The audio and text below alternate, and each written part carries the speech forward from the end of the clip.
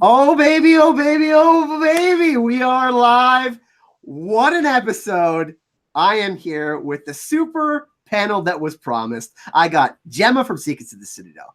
Geek Chat 1, Gray Area right here. That's right. We got Gray Area tonight. We're lucky. And then we got AU Pack Mule, the second. Oh, he just dropped. Hey, AU will be back in just a moment. But everyone, this episode was crazy. Like, it was a really good episode, right, Jemma? It was a really good episode. It was great. I can hear what the naysayers are saying already. You know, it was slow, blah, blah, blah. We don't need every episode to be super lit. That was a beautiful prelude to what's coming. And I thoroughly enjoyed every second. Yeah, for me, it was a 10 out of 10, but I'm going to go with my panel here, do some introductions. So Jemma, of course, my YouTube bestie, as all of you know, thank you for joining us. And she's looking, is that a Spider-Woman outfit you got going on? Of course. There's Jemma, looking great. And then we got JR Rally. What's going on, my man? Hey, good time zone, everybody. Great to be here. What an episode. That was a 10 for me. That was exactly what it needed to be. That's exactly what I wanted. Way to undersell the first episode and then absolutely kill it in the second episode. That was amazing. This episode was so good, I decided to wear the drinking horn because Tormund giant Spain, baby. And I got the beer going. And we got a very special guest. It's been a while. We got Gray Area joining us tonight. Hell yeah. Hi, Juice guys. in the chat. We got the juice to get you through the long nights. And we are like, this episode was so crazy. We have so much to talk about, and I'm so excited to be talking about it with some of my favorites in the community. Oh, I'm dancing without any music. It's gonna be hype tonight. And last but not least, one of my favorite people, one of the first people I ever met in this community. You guys know him as AU Pack Mule. What's going on, AU? Well, I'm super glad to be here, and thanks for everybody for having me on, and looking forward to this. It's an awesome episode. So, AU has been on the channel, Jemma, JR. We're going to start off with Gray Area since it's been a long time. Gray, let's give some grades. Let's give some grades to the episode. I'm going to give it 6 Tormund horns out of 5. But Gray, what is your score of the episode? You said 5 out of 5, or? Yeah, I said I'm 5 out of 5. 5 is the highest? Yeah. I'm gonna give it a 5. I was really critical about last week's episode. I didn't really like it. It felt rushed, and this episode felt like old school paced Game of Thrones, and it was so good. Every scene paid off.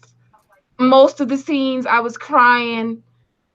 Mascara everywhere. Yes, I don't wear waterproof mascara, but I mean, like, it was really, really good. And then we got Jenny's song. We got some book stuff that never has been on the show before. So I'm just really, really, really impressed with episode 2.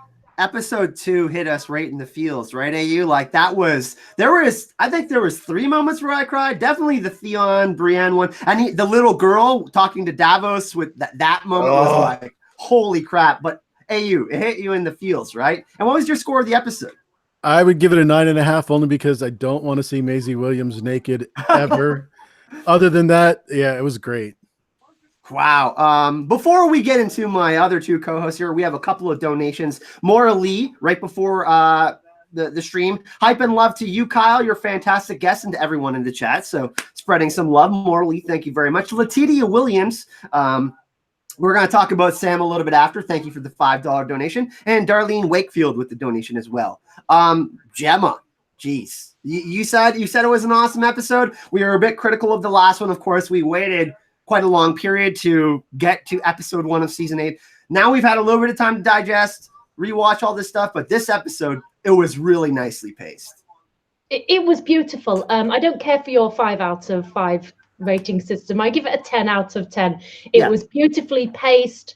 The callbacks weren't cheesy and didn't feel forced, but they were certainly there. It was great, correctly said. So many book nods. It was great. I loved all of the quiet scenes. I love the fact everybody is quite clearly resigned to the fact that they're going to die. And so even though there was these warm, tender moments, it was still tense, you know? Definitely. We talked about the last episode 1 being paced like a season 7 episode. It kind of fell out of place a little bit. It was a bit jarring, but this one definitely had that. I mean, it was interesting with the cold open. We're going to get into Jaime Lannister in just a second. JR, do you have something going on in the background? Someone does. There's a TV going on in the background. Or someone has the stream going on in the background. I can hear it reverberating. Yeah. Not me. One of the two of you do. It must be you, JR. Anyways, JR, what's going on? Yeah, it's not me, mate. I was on mute. This episode, Jenny's song blew my mind. I was so happy with that. So that was absolutely just, oh man, a lot of great nods. Like we said, there were so many little subtle book references. It was great. And you're grade out of 5 or 10? 10. I said right off the bat, 10 for 10 for me. Way to understate the first episode and come back into this one. And is there anything that Podrick Payne cannot do? I'm just saying. Podrick Payne knows what's up. He's come really far, which is awesome. But let's get into the first scene of the episode. Thank you, everyone, for joining in chat. We almost have 800 people. Thank you for being here. I know there's a lot of live streams going on tonight, but you're in the right spot if you want to get hyped. So we're going to start this off. Jemma, let's start off with you. The cold open into Jaime Lannister. What's going on there?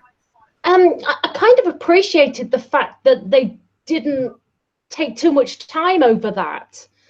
It was kind of like, and Sansa and Dany nearly bonding over their hatred for the deeds that were done against their family, not necessarily Jaime per se. I'm not sure if you noticed, but when Jaime was talking, Tyrion was talking, Varys was in the background nodding, just ever so subtly, in agreement, obviously. I've just put Jaime, all the reunions in my notes. Yeah, it was really interesting because how many times have we got a cold open? We got the cold open with 2 swords, right? When Tywin Lannister was reforging ice. And by the way, everyone, the reverberation was me. It was my phone. That was, you know what? Let's told you. You know what? Everyone, we're just doing it. The soundboard. I'm shaming myself. Shame. And rightly so. But it was really interesting to see because we had really, really powerful scenes with Jaime. Obviously, we knew we were going to get that. But Brienne of Tarth, my God, standing up for, yeah. And you, like you said, we talked about it during the weekend. That was one of the sticking points that you said, Jemma.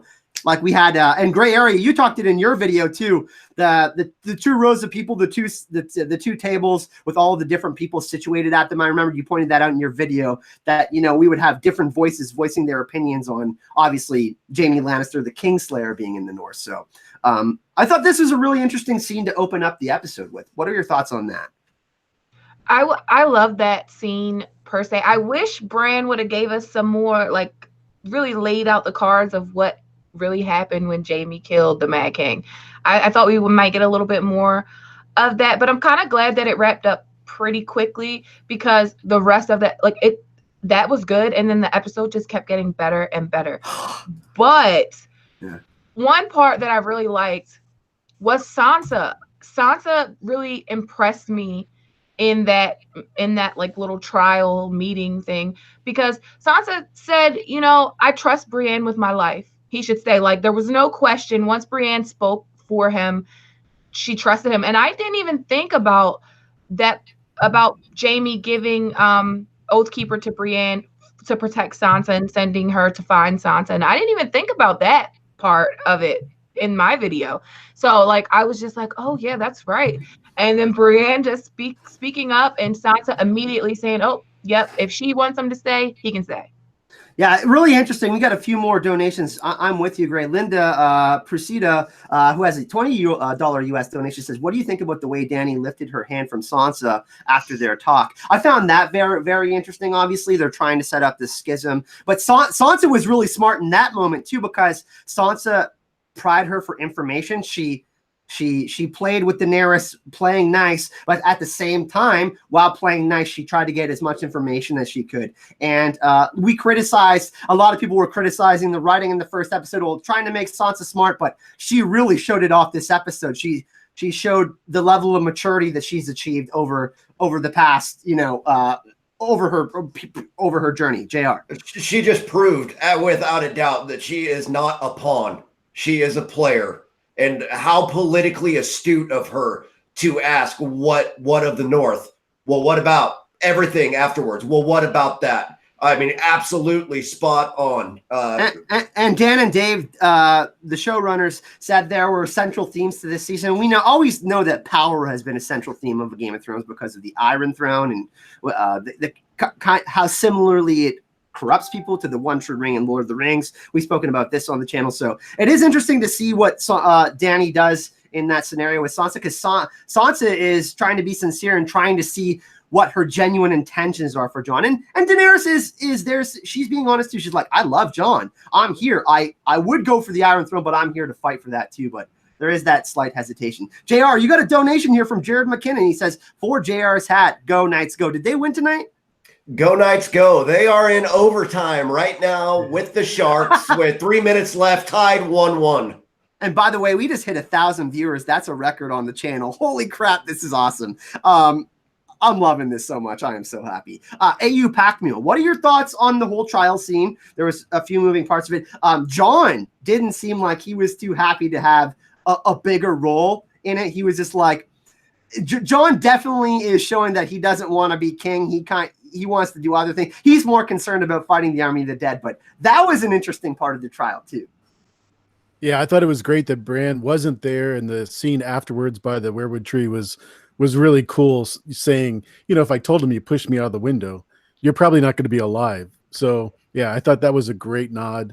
Having Sansa there and that whole thing was just awesome. That was just a great scene. Yeah, going to the Bran and Jaime interactions, he says the things we do for love. He didn't say the things I do for love, which is something that we should take into account, because the realms of men are there together, and Jaime's talking about how he made a vow to fight for the side of the living. So that's important, because we know everybody was singularly in their own thing. And the one thing I love about Nikolai in this scene, he's like, when he's acting, he's like, I would do everything again for my family. Oh my God, that was that was a really, really strong moment. Does anybody want to jump in on this scene? Anybody have some thoughts or a theory or something that they'd like to throw out there about the interactions between all of these characters in Winterfell? All right. Everybody's just Jemma? I really, Jaime had a lot of reunions, and I can see why they put him in episode 2, because it would have just got ridiculous in the first episode, and every single one he really did need to get out of the way. He needed to have those conversations, but they were all short but sweet, but to the point. I did enjoy the way Bran is kind of calling people's destiny right now, call it foreshadowing, whatever. Yeah. How many Tyrion's talking about going for a wander off as a white to strangle his sister. Oh my God. They were throwing in comedy in certain situations, making us like think about the possibility of this thing happening, but they're also trolling us at the same time, making us think like, because us theorists were like trying to look at every little sentence in detail, like, is this a throwaway line? Is this something that is actually going to have weight for the rest of the season? That is certainly something that was like, especially in that one, he's like, I think I'll go tear Cersei apart after I'm dead. And, so everybody was definitely feeling the mortality. AU, I saw you peek up there for a sec. You want to jump in on this one? No, I was just saying they were going to put in comedy where we weren't expecting it. It's not like, hey guys, this is a joke and this is how it's supposed to be funny, like it was last episode. This episode is just bam, and catches you totally off guard, and you were just like when Tormund tackles Jon. Or he's like, where's the big woman? Yeah. That was funny. It's really funny. Dolores is trying to hug Jon, and then we have that scenario. One thing that I did find really interesting, and I've talked about it a little bit this week on the channel Gray Area, is Jaime Lannister enabling Bran to become the Three-Eyed Raven. But it seemed then like in that conversation in the Godswood near the Weirwood Tree that that Bran is is teasing something epic for Jaime. And I've been kind of on the Jaime as Azor Ahai train. I'm not saying this is a confirmation or anything, but there's something more there. Bran knows something that Jaime is going to do that's really important in the War for Dawn. What are your thoughts on that? Yeah, I totally agree. I think that Bran definitely knows what's going to happen. Bran's not going to, speak up for Jaime unless Jaime has this big role to play against the Night King. Because I feel like the Three-Eyed Raven could care less who rules the Seven Kingdoms, but I feel like the Night King is the big thing, the big picture for Bran. So for Bran to be saying to Jaime, if I told them, then they would just kill you, basically. Yeah. If I told them, because he's like, well, why didn't you tell them when they're meeting in the Godswood? And that was really one of my favorite. Everything was my favorite. I was about to cuss on your channel. Sorry. No, that's cool. That's cool. It's fine. We can have a slip of the tongue. Everything was my favorite, but I really enjoyed them two, Bran and Jaime, in the Godswood, and I feel like Bran basically just told us all that Jaime isn't going to live, because Bran says, how do you know there's anything after this? Why would he say that unless he knows that there's nothing after this? Let's jump a little bit forward. We're not doing this chronologically, but I thought it was one of the big reveals of the episode, the intentions of the Night King to have an endless night. They revealed the intentions of the Night King and what he plans to do to erase the memory of humans, period. That is some scary ass shit. And then we heard, obviously, Sam will interact in that scene where he's like, well, if I were to come for someone, I'd want to come for you because you're the Three-Eyed Raven. And we know the Three-Eyed Raven, JR, and the Night King are in opposition. So we got a big tease that the Night King really is bringing the Long Night. And now we know more about his agenda. I think we're still going to get more, but that was an interesting note. Sorry, Jemma, jump in. You were talking about big reveals and big teasers, and all I could think about was Arya and Gendry. We're going to be all over the place tonight. I literally wrote in my notes, well, damn. That's what I wrote. What did I write in my notes? Because I had the same thing. So I was like, yep, it happened. Well, a dream of spring? Question mark. That's all I wrote in my notes was like, well, it happened. I'm trying to track one of the donations from earlier. Someone else donated $20. Do we have it in the side chat here? It just disappeared. I'm trying to keep up. The chat is insane. We have 1,300 people here. Wow. Besides Linda's? Yeah, there was another $20 donation beside Linda. If you can shout yourself out in the chat so I can shout you out live, that'd be awesome. I'm sorry. We are just getting into the discussion, and I don't want to not shout you out. And Mods, thank you for being so awesome in the chat and keeping all of this going. That was a huge review that because we didn't like this is we've got so little information about the Night King to find out that is what he wants. And Bran saying, and then we find out that let's try Dragonfire. We don't know if that's gonna work or not. So they're teasing some epic stuff for the next episode. Yeah. I just want to say, Sam is like, well, what do they want anyway? Like so casually. What do they want? And I thought it was interesting, the word choice that Bran chose to use. Like, he wants to erase this world, and I'm the memory of it. So I feel like, and he said that he's tried multiple times before to kill these Three-Eyed Ravens. That is a big nut shell that popped open. That was a dragon egg that hatched in that episode. We have a lot to go through about just that quote alone. Because me and Gray were let's let them in on the private conversation that we were having the other day. We were talking about the Weirwoods and the ones beyond the wall. We were talking about the Three-Eyed Raven Cave on Twitter, and then we were talking about the other one that was frozen, right? And does the Night King have a tree house that we need to burn? That's kind of where it was going. There's history of Westeros. I don't think he has to burn it though. I think he needs to go back. He needs to get trapped inside of it. Inside of that actual black tree that we see in season 6, episode 5, when Bran bumps into him on the astral plane. He needs to be trapped there. because I don't think he can die, and I don't think Bran can die. Like if Bran is the memory of the world, then the Night King is his opposite. So the Night King is something else important to the world, as unnatural as he is. So if you destroy the Night King, you probably would end the world as well. Oh, we got a donation. Destroy him. We got a donation for you, Gray, and I want to see all 1,300 people in the chat. Hashtag free ghost, baby. We got our direwolf back, so I know everyone's really excited about that. We got Glassery, Love, Sam, and Bran interacting, so that was really interesting. Does anybody want to touch more on the Night King? Because Gemma's the only one who hasn't saw Harry Potter here. I'd like to mention the fact that how many White Walkers were on that front line. That wasn't 4. That was I'm glad a lot you mentioned more it. than 4. Yeah. That was my holy shit. I literally said that out loud when I saw that, and I thought 1, 2. Is the Night King on that front line, by the way, or is he on the I didn't see the Night King. His sword was. I didn't see his face. Yeah, I think that was the other guy with the ponytail back. I couldn't tell. I tried to look at. I tried to find the scene online on YouTube, AU, but I don't know. Like that might be him, but I'm like curious because I don't know. He's still riding Dragon, man. Yeah. He wasn't on the ground anywhere. That was all Craster's kids. Yeah. So we'll get back to the Night King and stuff after. Maura Lee has a donation. Love this episode, $25. Thank you very much. There were some great moments. Arya and Gendry. Let's just talk about that. Arya and Gendry. Wow.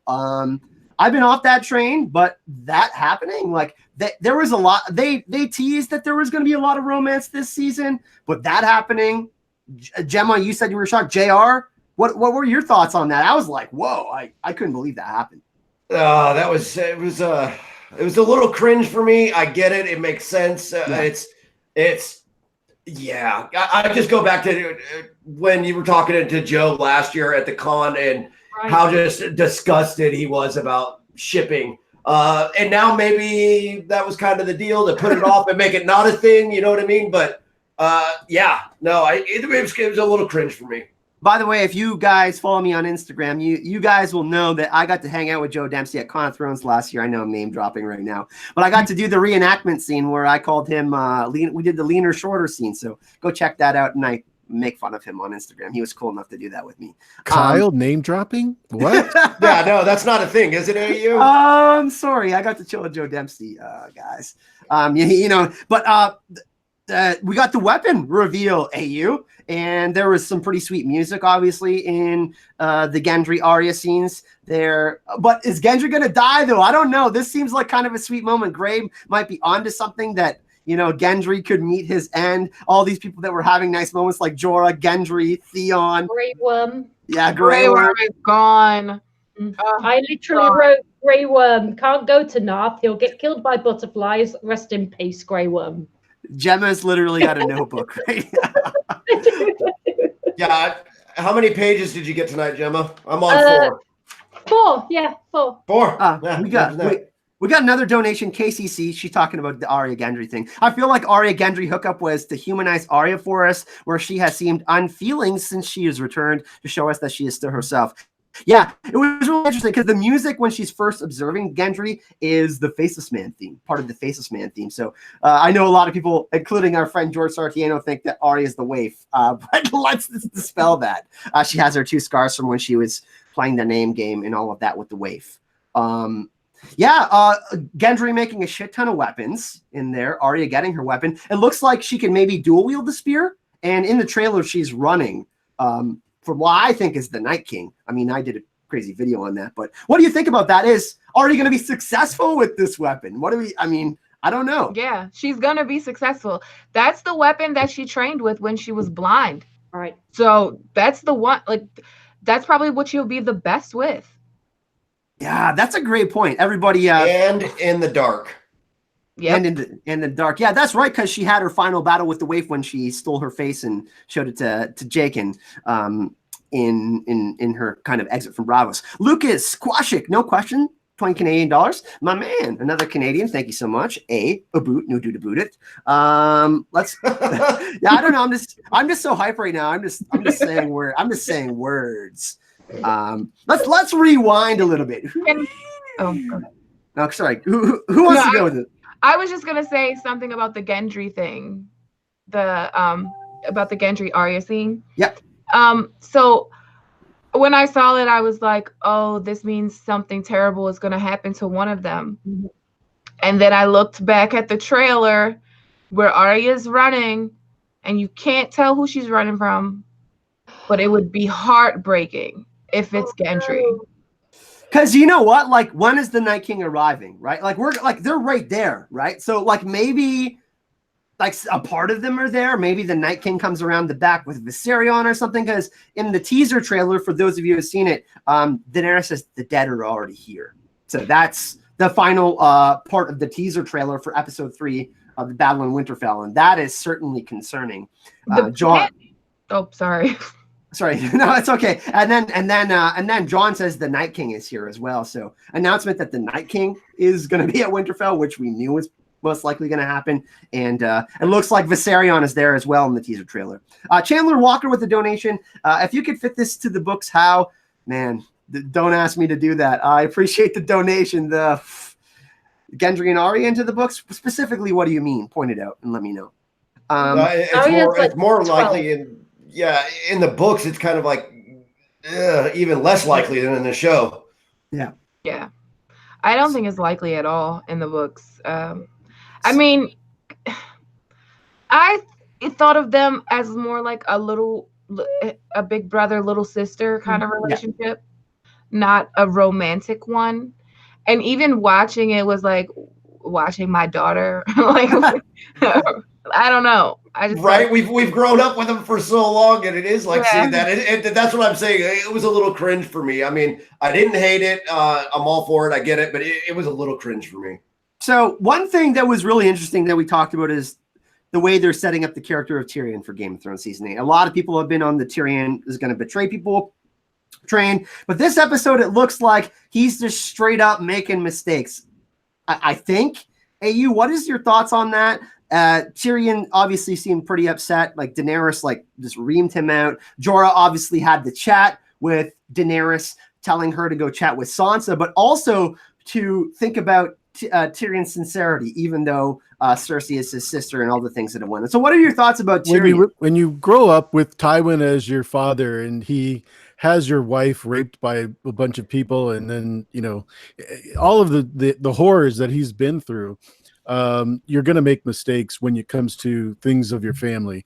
So I can't really blame Tyrion for that, but I definitely don't like the idea of him being in charge without checks, especially when it comes to other Lannisters. That's a big mistake.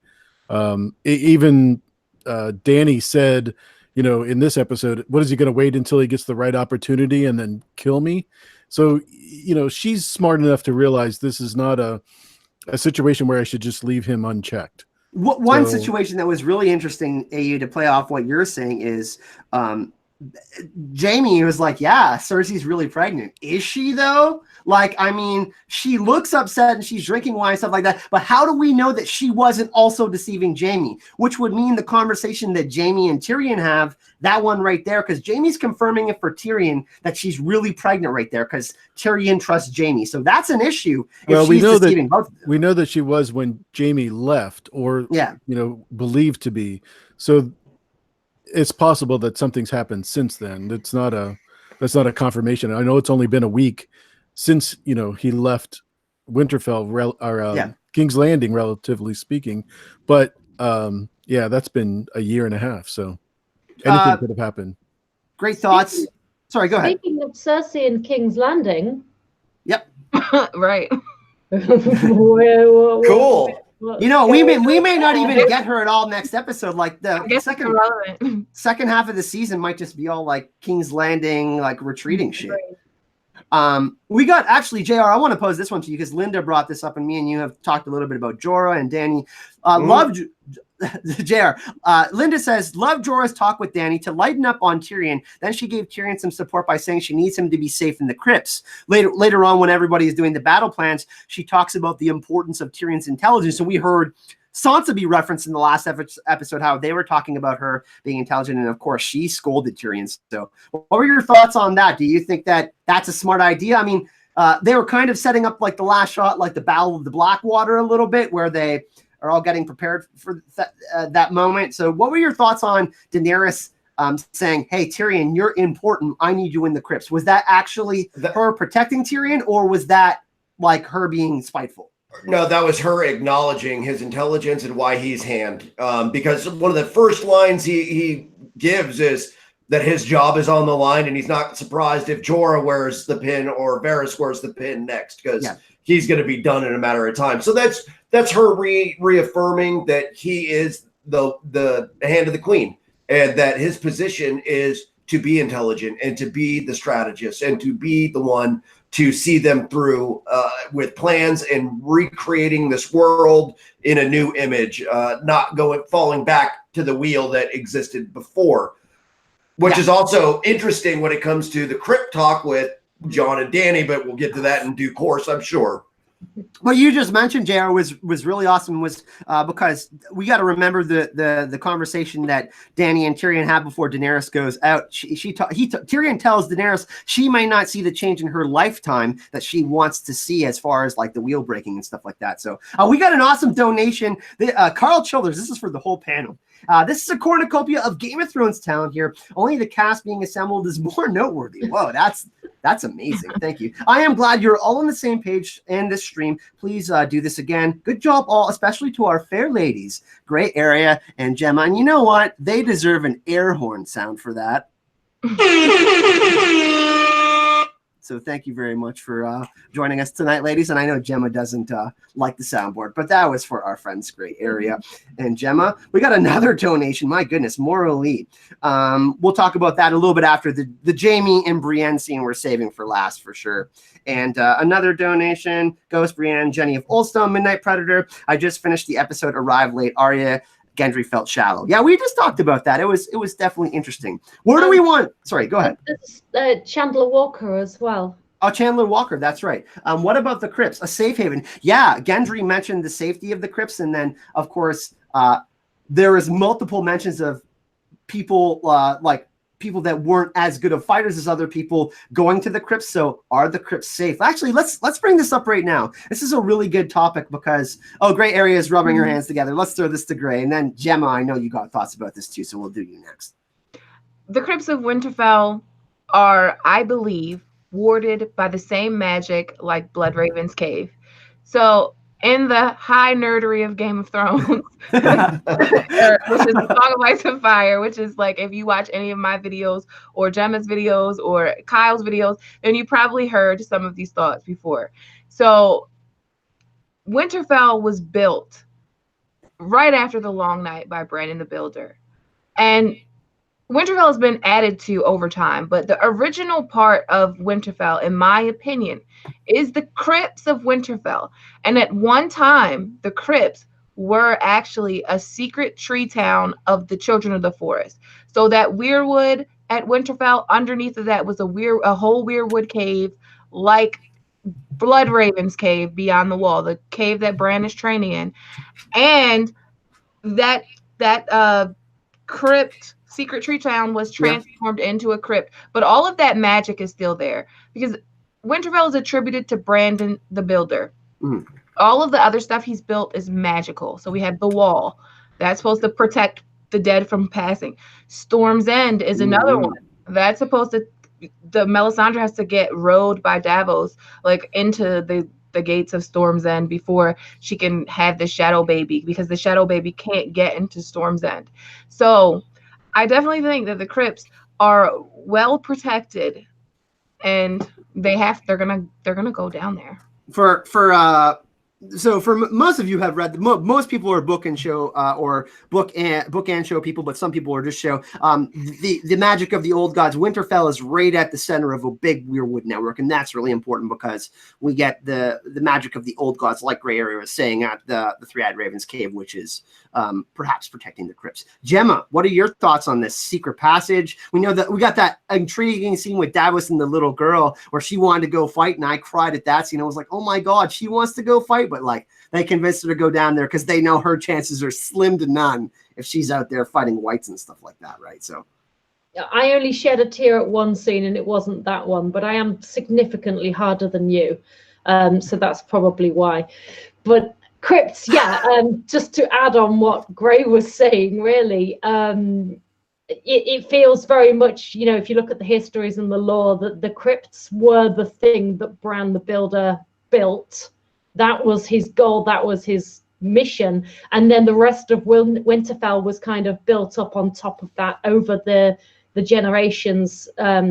So if you look in the books, they have an ironwood door, they have the swords over their laps, which is indicative of the position that you adopt when you're refusing guest right. I will get some sleep soon, Phil Hage, I promise. So I don't know if this is going to play out in the books, but I feel it was significant for several reasons that Bran refused to go down there. If the crypts are warded in some way, protected in some way, and Bran obviously pointed out the mark, if he went down there, could that negate the wards in the same way that Bloodraven's caves wards were negated as soon as Bran received the so it might be more than just what Bran was explaining, that yes, he wants to protect the other people. He feels the Night King is coming for him, but if he were in the crypts, and then this goes back to what JR was saying when we first discussed Arya running through the crypts. So I think JR's the next person to pass it to. Yeah, this goes back to the trailer breakdown that we did weeks ago now. And to me, Arya, because of her Westerosi ninja status, she has the ability, she understands the enemy, she understands ambush tactics and techniques. She understands now how the Night's King's going to move and maneuver after seeing some battle. She's very purposefully running away from everybody else and drawing them to her to ambush them with her bow staff in the dark or something along those lines. But she is deliberately doing it to ambush and to save those in the crypts. One interesting thing, I caught a comment from the chat, even though it's moving super fast. Wesley Mon says they played the Shireen theme during the Davos and Little Girl scene. Very interesting. The music has been incredible, by the way, throughout the episodes. Ramin Javadi doing the leitmotifs. We've talked about that. Petra Halliburton from Watchers on the Wall has had a great video on that. Gemma. I just wanted to point out something that I just thought was so amazing. The scene that I did cry, just a couple of tears, was when Brienne got knighted. Did you love the fact that they called her a Knight of the Seven Kingdoms, which is the title of the Dunk and Egg books, the relation, the ancestor? I mean, I just thought, yes. It was so meta for history and lore. I was like, yes. Dan and Dave, bravo. That scene was one of the best of the series. Not kidding. That was one of my top 5 favorite scenes of the whole series. You know, the one that I actually found myself crying at more was Sansa hugging Theon.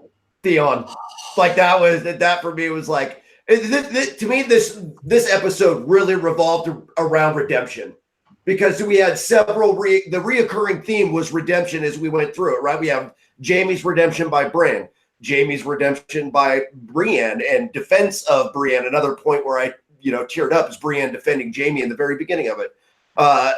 So this kind of becomes the reoccurring theme of this episode. And Theon is certainly a part of that, redeeming himself for what he's done, and then standing up and telling Bran that I'm going to fight for you in the Godswood. I took your castle from you, and that wasn't right.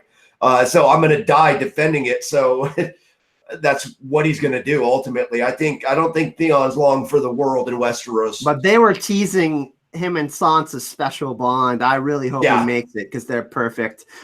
Glossary donation. Theon volunteers to be toasted in the Godswood. You're not wrong. J Nerd has a donation for Jemma with a big heart. Of course, we all heart Jemma. William says the $5 donation. That poor little girl guarding the crypts. They're going to kill her. I wouldn't say that for sure. Joseph Fireborn, is Bran staying out of the crypts to save everyone? I think there's something to that, definitely, because he's marked and he made that announcement. We also have a donation from Lucas. Brienne getting knighted, is her death kiss? Does she die in Jaime's arms? I wouldn't say that necessarily. I think this was Jaime might die in her arms. Yeah, I think this is empowered. That would be more likely, in my opinion. We're gonna get AU in a second here. Gray, you want to talk about a Winds of Winter chapter? You had something to bring up. Yeah, so the whole Theon protecting Bran in the Godswood. In Theon's chapter of The Winds of Winter, there's this whole thing about Theon getting fed to the weirwood, Stannis wanting to feed him to the weirwood, and the crow in the room just saying Bran, or not saying Bran, but saying just like I forget what he's saying. I'm so, but He's talking to Theon. He's talking to Theon. yeah, but sure. the bird is directly, it's Bran, and the bird is directly talking to Theon, and Theon in his later Dance with Dragons chapters, he starts to get this connection to the Godswood and the Heart Tree at Winterfell. He starts to feel like they know my name, like they're telling him his name is Theon and not Reek. So for him to die, because I feel like he's gonna die in Winterfell Godswood. Sorry for any Theon fans out there, but I feel like Theon is gonna die in the Winterfell Godswood protecting Bran, and I think that really echoes that sample chapter of Theon from The Winds of Winter. Yeah, I was definitely thinking about that too. During the episode, I thought it was interesting because Stannis wants to sacrifice Theon, right? So that's or they want to sacrifice Theon.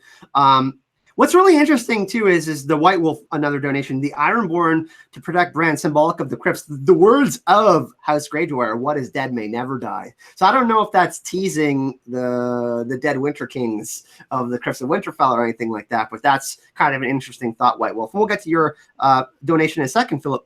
What do you think about Theon, AU? Do you think that he's going to die? Like, I know that they are setting up these big character moments. They're teasing these characters as possibly dying because they're having kind of like these last meetup scenarios with certain characters that they feel that are really important to each other. But do you think that Theon dies protecting Bran? Yes. As you know, my theory is that the women will rule Westeros at the end. So Theon has to die so that he gives his sister a place to be on the throne there and rule the Iron Islands. But I was going to ask, in regards to Lyanna, is this the first time we've seen a direwolf at her side in the crypts?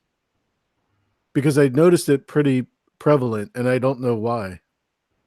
I think it's been there the entire time. I think it has been, but it was like this scene was a lot lighter in that respect, and where we the crypts have been more lit up, like light-wise, not like lit. But they've been illuminated more than ever in the entire series because they were always meant to be this dark and kind of creepy, scary place. I mean, this is where Shaggy Dog and Rickon hid when they had the dream about Ned down in King's Landing and seeing Father in the crypts. And so it's always been meant to be this eerie, but it's never been this illuminated. So it probably was there the entire time. I don't specifically remember seeing it though. By the way, everyone in the chat, hashtag Crips are lit. That's the new hashtag for the rest of the hashtag Crips are lit. Crips are lit. I am lit, says Wheezy Squeezebox. If anybody want to jump in on this, the Crips of Winterfell, they talked about this a lot. Gendry saying you'd be safer down there. They tease different characters not wanting to be down there or wanting to be down there. What are our thoughts on this? Is because I think that, I mean, what's really interesting is me and Gray Area talked about this, the idea of the Night King getting down there and raising the dead, because the actor who played the Night King had an interview and said there's a special moment between Jon and the Night King in the Battle of Winterfell similar to Hardhome. And what would be more crazy than the Night King being down there and they're escaping and the Night King is just like, yo, these are my crypts now. Later. Or something. I don't know. Like, this is something insane. Just him raising the dead Winter Kings would be nuts, right? I think the denial of guest right with the iron is too much. I don't think he can go down there as long as Bran doesn't go in the crypts. I don't think it'll happen. I don't think he can do it. But what if Bran does go down there and they have to get him out through the crypts? I don't know. Other scenario. I'm trying to throw things like a hold the door type of thing, like through a secret tunnel. Yeah, something like that. Because Maester Luwin talks about this, right? Some of those people don't have their swords anymore. Like the oldest kings of winter, their iron swords have rusted away. Some of them were stolen. Look at Jemma. She's like, Jemma. I think she has to go to the restroom, or she's excited. You have to go to the restroom, Jemma? Okay, gray area. Jemma might have I don't know, but I want to say something. The Night King may be immune to any of the magical wards in the crypts if he's a Stark. Oh, juicy. Very cool. Yeah, you know what? You might be right. And if he's a Stark, you might have a statue down there or something. And Bran still has not said his "everything has brought you to where you are now home" speech, and I'm telling you, he's saying it to the Night King. Oh, he hasn't said it yet, and everyone's there. He didn't say it to He didn't say it to Theon. Theon's there. Jaime's there. He wouldn't say it to Jaime anyway, but a lot of people said he was going to say it to Theon. Theon's there. He hasn't said it to Theon. He's saying it to the Night King because the Night King is a Stark and he wants to go home.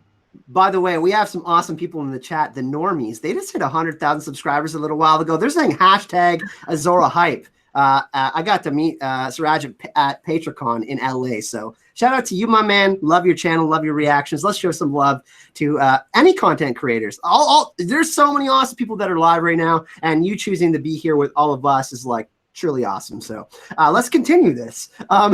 So we talked about the Crypts of Winterfell. We know some people are going to be down there. Well, actually, let's talk about this. I loved the scene with the 3 remaining Night's Watch members where Sam was like, "Are you kidding me? I killed the White Walker. I killed the Thenn." And then he's like edging at Dolorous Ed. I really like that. And the little callback to Gren and Pip. That was. I know that's what got me, because military wise, it's something that you do end up remembering those that came before you. I mean, I've fought in 3 wars now. It's something you remember everybody that was with you before, even before going back out at it and going into it. Yeah, it's something that totally happens, and I'm glad that they put it in there. And yay for Pip and Gren, who are still alive in the book. We're going alive in the book. We're gonna have a quip. So one interesting thing that Ed did say in this conversation and was the last one of us has to burn the others alive. So I think they're definitely teasing that. I think Ed's definitely gonna die because I think Jon and Sam will survive. I think Ed is just saying like, "Hey guys, you guys got to burn me if I die." I think they're definitely setting that up. I was actually waiting for Jon to react to that because he had Rickon buried in the crypts instead of burned. So I thought that was interesting. Ooh, that would be really interesting because Rickon is considered to be the wildest of the Starks too. So it'd be we know that Whites act animalistically, as at least in the show from what we've seen. So it'd be interesting to see Rickon reanimated. That would be scary to see a Stark happen. Marvin Martin has a donation, says the Night King just a robot fulfilling his mission to kill people. Yeah, I really do hope we get more on the Night King, but they are really just playing him as like, listen, I got turned into the Night King. I'm here on this mission to wipe out humanity, the whole human race, and I'm here to do it right now. But what's the reason? Nothing? Come on, we got to get more. No, I mean he's leaving. Oh, sorry. No, gray area. Go ahead. You've talked about the symbols that he's leaving. Let's kind of talk about that. Even if it is just that he wants to end the world, it's not that he just wants to end the world because he just wants to end the world.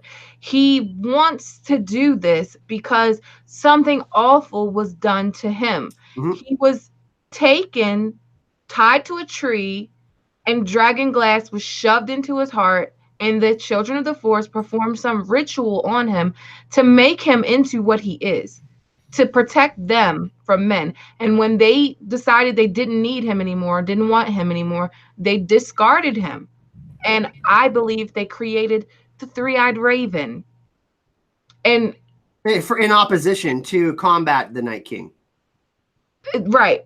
So in the bigger picture, like I feel like the world can't exist without him, but he doesn't want to exist. So it's not just that I just want the world to end. No, I want to die. So in order for me to die, the world can die with me. He gets his way either way, right? Because he either kills everyone or he gets destroyed. So it's good for him. I mean, he's like achieving his goal. Like, I mean, like let's put ourselves in his shoes. You're stuck in an icy body for 8,000 years. He'd probably, and you had loved ones. You might be a little upset. Right. Imagine being surrounded, like your only company is Craster's son. That's horrible. Like there's no women, there's no other people other than the offspring of Craster. Like that's miserable. No one wants that ever. Hashtag free the Night King. Wow. Oh, wow. Did you just say that? I'm tempted to shame you right now, Gray. That's Sorry. No, it's all good. That's good. Let's just open it up because we're not doing anything chronologically. Who wants to take a stab at some of the scenes? We got the awesome. Do we want to just talk about the awesome Brienne scene right now? Like, before you jump into the knighting scene, I'm going to point out a military thing that not a lot of people may or may not know. And that's how much trust and faith that they have in her martial experience and ability to fight and conduct battle. The left flank is always the weakest flank, and that's always where you put your strongest units, and because that's the one that gets enveloped. If you're going to roll the edge of a hard flank, that's where you do it. You do it on the left. The right side is your pretty units that your fighters, your warriors, your actual down in the mud and getting it done are always on the left-hand side. Always. So that's how much trust and faith that they have in Brienne, which leads right into what you wanted to talk about, Kyle. By the way, everyone, JR, former combat veteran, but also, since we have 1,500 people here, I just wanted to let all of you know, all of these awesome people on the panel right here, all their links to their channels, social media, all in the description of this video if you want to go check out their awesome content. Every single one of them has awesome things to say about Game of Thrones. And we got a kitty sighting with Jemma. Yeah, like we got our ghost sighting tonight. So. Yeah, why? I was happy with that. Why couldn't they have just slipped Ghost in other scenes in a very similar way? I'm not moaning. We've seen Ghost. That was cool. Would have been nice to see somebody interact with Ghost in some way, shape, or form. But yeah, he was just standing there in the behind. Like he's gonna have a big role next episode, right? Do you think? I mean, they gave us they got the dragon budget for this season. Paula Fairfield said, by the way, who's the sound designer on the show. Another name drop, I know. But I'm just saying that we gotta get some Ghost in the next episode. Just yeah, it was kind of awkward with Ghost, wasn't it? I mean, just like, oh, hey, there's Ghost, no explanation whatsoever. Poof, Ghost appears. I mean, it's I guess he lives up to his name, right? Somebody said copy pasted Ghost in chat. John Marvin says copy pasted Ghost. Yeah, it kind of was like that. AU, what was your favorite scene of the episode? Like, were you on the same page as everyone else? Was it the Jaime Brienne scene? No, it was actually the three members of the Night's Watch, Sam, John, and Dolorous Ed, because there was so much humor and there was so much seriousness, and it was such a flashback to old Game of Thrones fun episodes that's the part that just killed me. I was just really happy.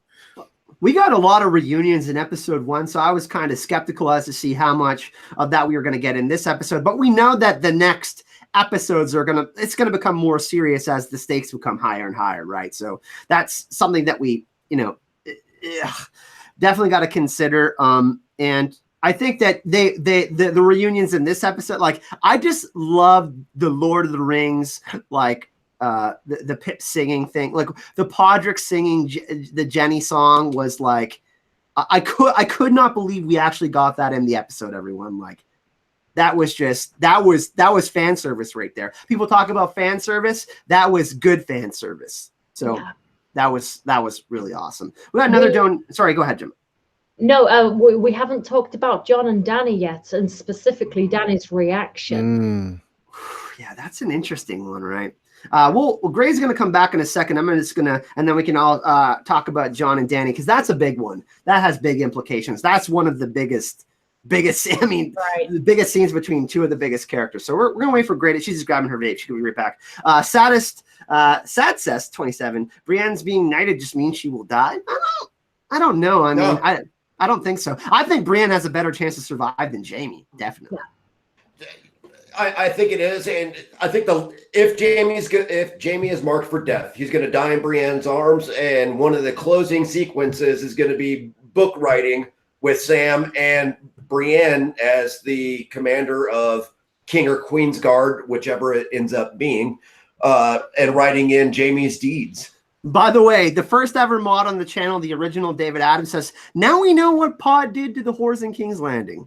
He sang to them. That's brilliant. David Adams, the first ever moderator on the channel. Everyone, that was just awesome. Linda Prestel, sorry if I butchered your last names. Is somebody gonna make dragon saddles? Great point. Right. I mean, you would figure at this point when we have some dragon saddles, right? So how much time, like the dead are right there, right? How much time are we actually going to have before we actually get combat? Is it going to be 5 minutes, 10 minutes? Like, is it going to be right away? I think we get like maybe 10 minutes. Before you do that, can we have Gray sing Jenny's song? Hell no. I love you, AU, but no. Stop right now. Thank you very much. That's not Jenny's song. I know it isn't. Spice Girls. I think it's going to be quick, Kyle. I think it's going to be. I mean, we're not talking about Plants versus Zombies here. These are not slow, meandering, stumbling brains kind of zombies. These guys, we've seen them, and they move fast when they want to, and they have rocked up with all their generals. They mean business now. I think George R.R. Martin was a big fan of Black Sabbath back in the day, because all you see is generals gathering in their masses. We're just gonna have a sing along now, and we're gonna get the channel demonetized because it's so good. I want to say something about when you guys were talking about Brienne and Jaime and about them dying. I actually think Brienne might die, and I don't want her to die. I love Brienne, but I was thinking, like what you were saying, Jemma. He knighted her and called her a knight of the Seven Kingdoms. She has all these parallels with Sir Duncan the Tall. Oh, and we know, and Summerhall, Wildfire, and we know Wildfire is going to come into play. And I feel like she's going to die saving someone, and it's going to be written about her, if not for the valor of the Lord Commander. And it's going to be Brienne. And it was Jenny's song. Which is like, there were a lot of callbacks to Summerhall. So just for people who don't know what that song actually means, it means to basically follow your heart. Like, it's about love, right? It's about Jenny of Oldstones, who probably died at Summerhall when Rhaegar was born, when Dunk the Lunk, thick as a castle wall, died. And then we see Brienne, the Knight of the Seven Kingdoms, all wrapped up in a beautiful, potentially tragic parcel. By the way, the direct scene after that is the one we got to talk about right now, Jon and Daenerys, and Jon revealing his true parentage to Daenerys. It's important because it connects to what we were just talking about. And we know Sir Duncan the Tall was incredibly respected, and Brienne gets knighted by Jaime. But this scene, holy crap, this is one of the biggest of the whole series, Jemma. Yeah, it was. I mean, Jon is fully 100% on board. He's sold on this now. Obviously, we saw Sam telling him in the last episode, and understandably so, some processing time was required on Jon's behalf.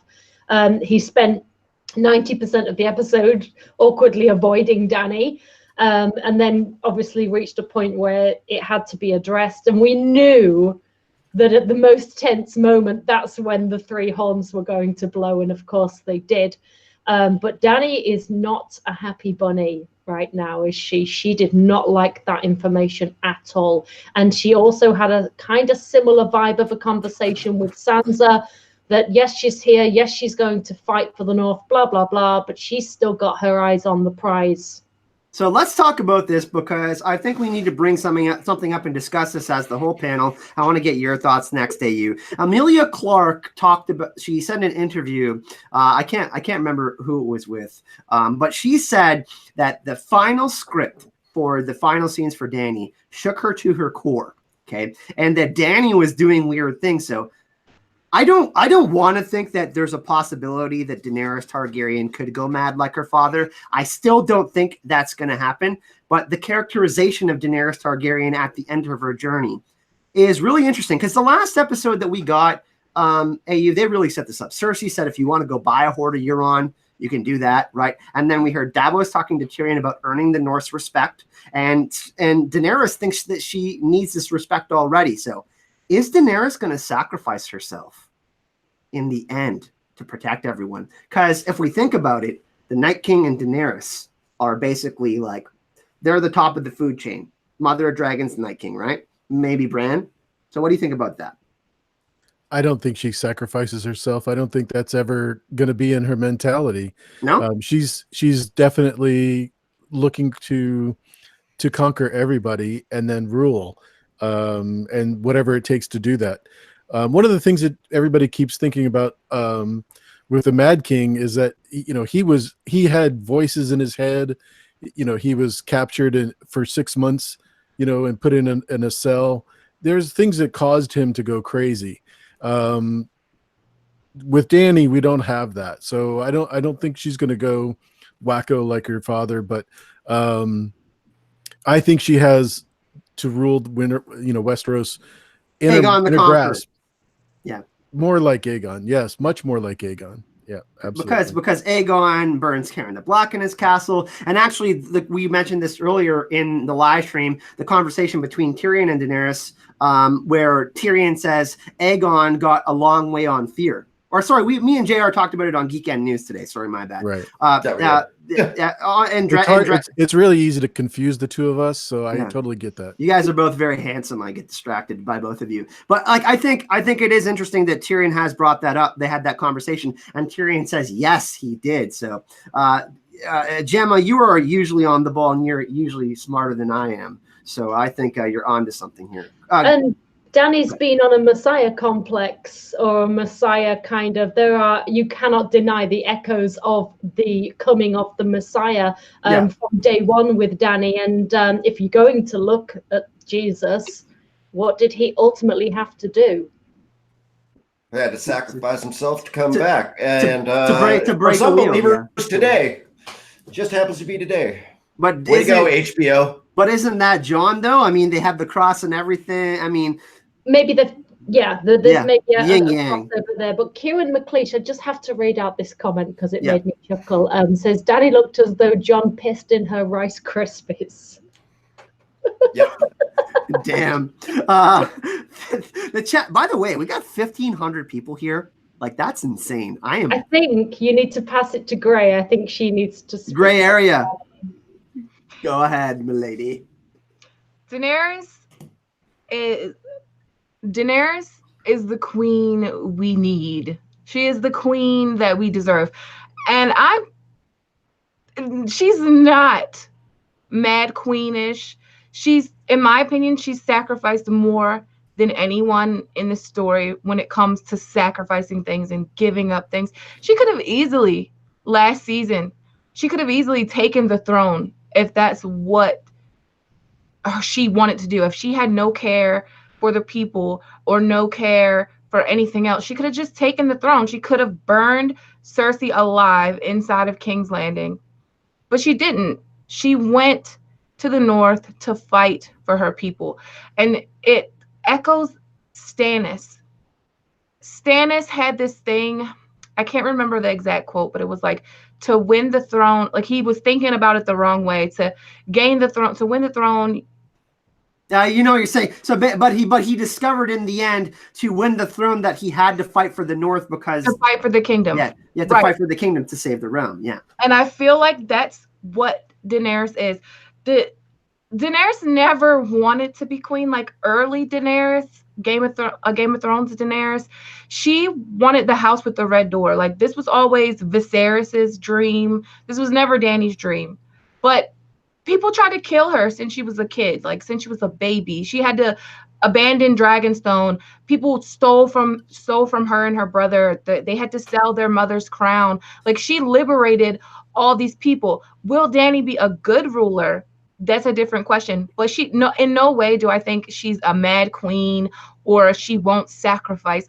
I don't think she's going to sacrifice herself because I don't think she's going to need to. But if it were to arise that she needed to fall on a sword to save the whole world, she would do it. I agree.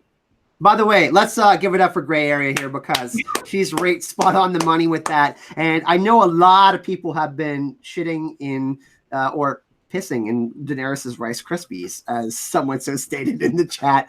But yeah, and like that's why I mentioned the whole the whole Davos and Tyrion scene, and then obviously the Dany feeling entitled for people to respect her. I think she's going to fight for the North in episode 3, and the people of the North are going to see that, even though they get decimated, and they're going to see that Dany went to bat for them. And Jon wasn't wrong about, like, listen, Dany's got dragons, and she's got the biggest arm, and like she even announced this to Sansa, even though she had a little bit of a hesitation there. Daenerys was still honest about loving Jon and coming to do the right thing. So I think you are right with that. And even after that tense conversation, they're up on the parapets, they hear the 3 horns, they see them coming, and they give each other the nod, and they both take off. They're off to get mounted. Business. It's business. They're going to get on some dragons and go and F shit up. We got a couple donations, and then we got lots more to talk about. Jemma, you got about another 15 minutes or so. You got okay. Yeah, it's 4:15 a.m. I think I can go another 15 minutes. We're gonna try to get Jemma to stay a little bit longer. Morally, for Jemma in Grey, you know what? $20. I'm gonna use that for Con of Thrones morally, because both of these lovely ladies will be there, so I'll make sure they get that. Joseph, everybody on this panel will be there. But yeah, hey, you're coming this year as well, my man. Yeah, super everybody excited. will be there. So everybody will be at Con of Thrones. Everybody go to Con of Thrones. Also, if you haven't bought your tickets, promo code AZOR to get a discount. Azor. Joseph Fireborn, can we please talk about Pod kicking ass? Yeah, that was pretty cool. Is there anything Pod can't do? He was like, and they were talking about how far. You know what we got to talk about is the Brienne motherly love that she's showing Pod. No, only a half a cup. Pod. It's like her son. Tyrion's filling it to the brim. He was spilling over. His cup had run over. It was great. He looked like gleeful. He was like thank you. And they're all going to be drunk when the army of the dead come. Tormund with his horn, that was... Tormund's horn of soured goat's milk. I love it. Their face, when Tormund told that joke, their face when they're looking at him, I was literally cracking up. Like the way Brienne stared at him and the way Tyrion was like, I was laughing like I was watching on my laptop and I had my headphones on and I'm just dying laughing. And my husband is like, what is so funny about Game of Thrones? I didn't know Game of Thrones was so funny. And I'm just dying laughing. Tormund. Oh my God. We're gonna talk about the Hound in a second. The Hound Arya scene. I don't think that was a joke though. I think he was actually nursed at the breast of a giant. I don't think it was a joke. I think he was serious. It was like he could see something between Brienne and Jaime, so he was kind of beating his chest, wasn't he? That's what was going on. This was, I'm going to show you how manly I am, and it was for Brienne, although she exactly, Jemma. Yeah, perfect. It was funny because it was almost like the Tyrion chair drag, where in the small council, it was kind of almost a small call to that. It's my favorite scene ever. And then he looks at Jaime. He's like, you know why I called giants bane? I killed the giant when I was 10 and suckled the teat. She thought that was her child. That was at her breath. Else's faces was like, Jamie's looking at Brienne like, is this guy for reals? Like, and King Killer, who just pointed that out? Darian Glenn, yes. How about calling Jaime King Killer, not King Slayer? Slight mispronounce. North of the wall, south of the wall, right? Yeah. Foreshadowing. Is it foreshadowing that Jaime stabs the Night King with his golden hand? The Azor Ahai. Oh, dude, I'm all about slappers only, Jaime. I want it to happen so bad. Can we talk real quick about the preview? Did you see Jon in the Godswood in the preview? I haven't seen it yet. It's so dark. It's straight on here. So okay, I'm not going to say anything about the preview. I won't say anything about the preview. Yeah, trailer breakdown on Wednesday though. On Gemma's channel, Secrets of the Citadel. Subscribe to Jemma. I'm trying not to finger Jemma with my finger. I wanted to say one thing. I had said it in the chat earlier about the scene where Davos is feeding the little girl, and the little girl's talking about the crypts and stuff like that. Are you guys okay? Great. Now Jemma has that in mind right before she goes to bed. Great. Thanks, Kyle. Oh God. No, back to come on, guys, pull it together. Focus. Be professional. Pull it together. Kyle can't handle himself. Mute yourself, Kyle. I didn't mean to say it like that. I meant to say point. The chat are calling for you to shame yourself. Yeah, the soundboard is off right now. It's a little bit late for that. Don't want to wake up the whole neighborhood. So Davos. Yeah. Well. Davos. So the little girl that was talking to Davos, so they were playing the Shireen music, and then her face was half burned like Shireen. Now, for a minute, I was like, wait a minute, is this Melisandre? Like, is this Melisandre glamored as a little girl? And I'm thinking, like, if she did want to, like, get close to Davos or anything to do with Davos, then I think she would kind of glamour herself to look like Shireen. I thought it could be a Jaqen, maybe. But, I mean, it's like the kid is small, right? But that's really interesting to think that it could be. That interaction was really weird because she had a burnt face and the Shireen music was playing too, which Wesley Mons talked about in the chat. So there was that weird dynamic in that scene. That's a really good point. It was a bit on the nose, wasn't it? It was really gray. It was subtle enough, but it wasn't gray. That's genius. I didn't even think of that. Yeah. That's money.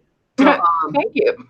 So we got a few more donations, then we'll get right into it. Lucas, thank you very much. Stannis the Manus, the Rifle Heir. Thank you so much for that. Lady Marmalade, hit the like button. Susan Dunkel, ask Ray about Davos' scene with Little Mel. Yeah, that's the one we're talking about right now. Maura Lee, thoughts about Jorah and Lady Lyanna? We can talk about that, and we'll talk about the Sandor, Arya, barrack scene too. We haven't talked about that. Colin Storier. We'll talk about the White Walkers right at the end. So let's talk about, do we want to continue with this stuff right now? We haven't talked about Sandor and Arya and that scene and Barrack. That was pretty interesting. We can talk about that. Wherever you want to take it there. All right. AU, what do you think about that scene? Because that was really interesting. We haven't got a lot of Sandor Clegane yet. He was isolating himself at the top of Winterfell. That was really interesting. And then Arya and him have a conversation. They care about each other, obviously. And then Sandor said he fought for her. I'm wondering if she does the same for him in the next episode. Because Sandor saved her right before the Red Wedding, right? And Urtach Altanaz made an amazing art piece. By the way, you can check out the link in the description of the video, his stuff. But what if Arya saves Sandor? Because in the teaser trailer, the official trailer, it looks like Sandor is having a panic attack and Barrack is like with this flaming sword. We're assuming this is the Battle of Winterfell, right? Sure. Yeah, I think if they would have given Arya and the Hound a few more seconds of screen time, they would have come to an agreement and been much better off moving forward in this battle. But we had a little bit of an interruption. So, and she had other things to do. She had plans on the Gendry there. So, I think it was perfect for me because you didn't want it too intimate to where it was awkward, and I think the writing on this was just perfect for me. So the writing was good this episode. Yeah. True. And then it seemed like a different writer, didn't it? I mean, it didn't seem the same as last week, right? We really have to applaud how much time they took on season 8 because was it Brian Jemma? Yeah. Brian Cogman wrote this episode? Yep. Yeah, it was Brian and it was David Nutter again. It reminded me a lot of Dark Words, Dark Wings. Me and JR talked about this today, like that kind of episode, the real strong characterization episodes, because we didn't get like any of those big fighting build up. And this is not the first time that Nutter's backed into or led into a battle sequence with Miguel Sapochnik. They've set it up several times and done really well at it. So hats off to them because this episode was exactly what it needed to be. Yeah. It reminded me of all of the battles combined, like the pre-battles. Like we got Watchers on the Wall. We had Sam and Dolores, Ed, and John. And then we had like the Battle of the Bastards where they're all gathered around that map. And then we had like Blackwater at the end. Blackwater, and then this is the episode 8 for everything. This is because 9 was always the big battle sequence. This is the episode 8, which was always great buildup. Yeah, so it's like they're combining everything. I just think it's gonna be crazy. Like I just read that article again from James Hibbard from Entertainment Weekly about what the battle for Winterfell is going to be like. And it's going to be the longest battle ever shot for TV was 40 minutes, and that's Helm's Deep from Lord of the Rings. It's going to be longer than that. It took like 55 days to shoot it. 55 night shoots, and they said it was grueling. I actually think we're going to appreciate this episode even more after the event, because there's no way of getting around the fact that people are going to die in the next episode. Yep. So I think when we come back and look at this episode 2, it's going to carry even more weight when we see where the fates and because, like I said at the very beginning, pretty much everybody is completely resigned to the fact that they're going to die. And when Tyrion kind of comes up and goes, "Oh, I think we'll live," they all just smirk and laugh. This is not that there is no hope, but there is kind of in it. Like I said, we loved the episode, but I think we're going to love it even more in retrospect. So I love my bros on the panel, but in the chat, can we get some fire for the ladies tonight? Like absolutely just lighting things up this evening, okay? Like they are just illuminating. I don't know why I did a cat noise. I don't. What? Okay. JR, go ahead. But no, I was wondering why you made cat noises too. I don't know what that's about. Don't subscribe. Let's subscribe, please. Trying to have a little fun tonight. I hope everyone's having fun tonight, by the way. We got about another 15 minutes left. It is getting late for Jemma a little bit. I guess we could stay a little bit later if Jemma does leave, but I like to roll up my posse the whole time. So let's get into some of the other stuff.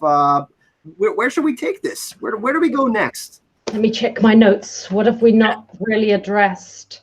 Jorah and Lyanna Mormont. Very brief. Jorah then gets Heartsbane. That's right, because we have Samuel Tarly said he's not. He has a floppy time trying to wield the sword. It's not really easy enough for him. He has a sloppy sword hand. Yeah, he's not really great at that. Yet he does brag about killing a White Walker when he's with, or not brag, but he's like, "Hey, I could fight with you guys." So I found that really interesting. Is that the kiss of death for Jorah, though? I don't know. It's like Valyrian steel blade. Like Heartsbane is a big deal, right? I mean, I think what we saw in this episode was the completion of a few arcs. Because Grey Worm. Because Grey Worm, Jorah gave so much advice to Daenerys. Like, if Jorah dies. Right. And because Daenerys, we didn't get the full reaction of the Jon and Dany stuff. If Jorah dies in episode 3 and they retreat, I really think that Dany's going to have a hard time with the death of Jorah. And remember the scene where Jorah gave Jon Longclaw, right? He said, "Keep it because this could go to your children someday." So I think Jorah's toast next episode, everyone. I'm sorry to say, but I think he's an honor. Did you already read the super chat from Philip Wolf? I think no, we didn't. Let's talk. How about you read it out, Gray? Okay. Philip Wolf super chatted $5, and it says, "When Sam gives Jorah Heartsbane, Jorah says he will use it to guard the realms of men. Jorah, next Lord Commander, ? Heartsbane plus Jorah equals Azor Ahai." Ooh, JR's liking this dark horse Azor Ahai candidate for Jorah. No, I'm not the dark horse candidate on this end, but I've been banging on for quite a while about either him or Jaime becoming the 1,000th Lord Commander of the Night's Watch, with Dolorous Ed being 999. So I think Watch now. Exactly. Is there a Night's Watch? I don't know. Yes, there has to be, because I don't think the Night King's going to be defeated. I 100% going to exist. You want to retreat back north of the wall, eventually, but there'll still be a need. Area. I want to make you a bet right now for a Funko Pop live on stream. I will make you a bet for a Funko Pop. I don't know. It doesn't have to be a super crazy, but I'm going to say the Night King is going to be defeated. You're saying that he isn't? His army's going to be defeated. He's not going to die. Retreat then. Or shift to another plane of existence. I mean, there's so many ways you can go with this. Yeah, he can't. I don't think he can die. Like, his physical body can die, but he's still going to be there. Okay. There's still, because there's going to be a need for Bran to remain the three-eyed raven. There's going to be a need for the Night's Watch. There's like this theme about breaking the wheel. You can't break the wheel. You can't. And That the would be Night really is a part interesting. of the 'Cause wheel. we saw that Dragonstone teaser where there was the wall of dragon glass with the ice and fire mat. You know, like the painted table. The symbolic trailer that we got, which was pretty interesting. We got the Crypts teaser, and then we got the Dragonstone one. That was really interesting because the Lannister lion was on fire, and then we had the frozen wolf and the dragon. So that was pretty interesting. Maybe Gray is onto something there. You think? Of course she is. What, are you kidding? That's the stupidest thing I've ever heard you say. No, absolutely. Yeah, there's no doubt. But I do believe that the Night King will be defeated. It just won't happen in the third episode.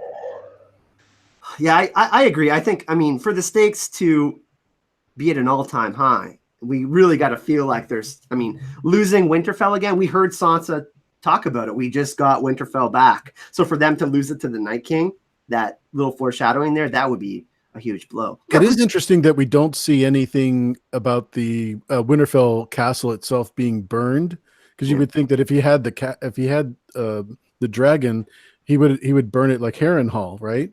But it doesn't. So it means either one of two things: he doesn't want to destroy it, or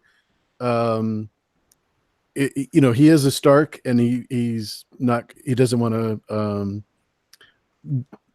destroy the building. He wants to destroy the people. You're right. Look how the wall came down. If Viserion came at Winterfell with some of that action, that battle's over in 0.4 seconds. This is going to be really interesting to see how everything unfolds in the next episode, because I think that they're setting up for this one to be, I don't want to say the biggest episode of the season, but they certainly spent, it looks like, the biggest budget on this episode. So I'm really interested to see. I want to give a quick shout out. Lucifer Means Lightbringer has also been doing shows on Sundays. Another great content creator. We try to share our love for all these awesome content creators out there. So all you people that know LML, awesome guy, check him out as well. He's in the chat. And we got some super chats. Zen Gross. Lucas says, Jaime is Azor Ahai. Thank you for the donation. Again, Lucas, that's like 100 tonight, man. If you want a video topic or something this week, get in touch with me. Zen Gross, Danny will leave the battle to go burn down King's Landing. That's certainly interesting. Linda, this is an interesting one. Linda says, I'm still worried about when Jojen told them he knew how the world would end. His hand was on fire. That's pretty interesting. So I thought that Jojen meant he knew that's how he would end. And yeah, that's what I thought too. Because Jojen was burned. Well, he died like 4 times, didn't he, in a row? Yeah. And he said Bran's end wasn't like, he knew some of what Bran's end is. Like, your end isn't here. He knew that Bran had more grandiose things. Yeah, he knew he was gonna make it to the cave. Yeah. And he knew that Jojen wasn't gonna make it to the cave. In the show, that's a little diversion from the books, but in that scene, Jojen actually sees the tree that they end up going to. So he's like, yeah, you're not going to die. Your journey doesn't end here. And he was like, well, how will we know it's the end? And then he looks at his hand, and his hand is on fire, but that just means that he literally is going to burn Jojen, and he did. I think Holly Drogon in the chat might be onto something, and this ties in with LML's video. Holly says that Weirwood tree is going to burn.